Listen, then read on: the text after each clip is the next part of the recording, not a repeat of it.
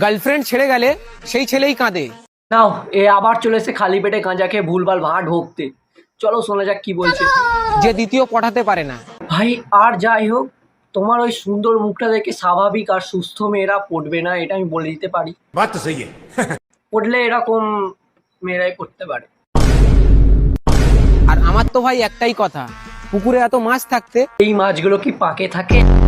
আমি একটা মাছের পিছনে কেন দৌড়াবো? পুকুরে কি অ্যান্ডিল ঢেলেছিল নাকি মাছগুলো এরকম হয়ে গেছে কেন? কেমন কেমন দেখো সব মাছগুলো। মস্তান ভাই, এদিকে ভাই বলছে আবার মস্তান ভাইয়ের পুকুরের মাছ হওয়ার কি শখ। ভালো ভাই, একটা মাছের তো আবার বিয়েও হয়ে গেছে, মাথায় সিঁদুর আছে। মানুষ তো বোকা চোদানো। মস্তান ভাই আর যাই হোক, আজকে একটা কথা বলতে পারবে, আমার পেছনে মেয়েরা পাগল। তুই বাচ্চাদের থেকে দূরে থাকবি, নাহলে ওরা তোকে ছেলে ধরা ভাবতে পারে। আর দিদি তোমাদেরকেও। মানুষ তো বোকা চোদানো।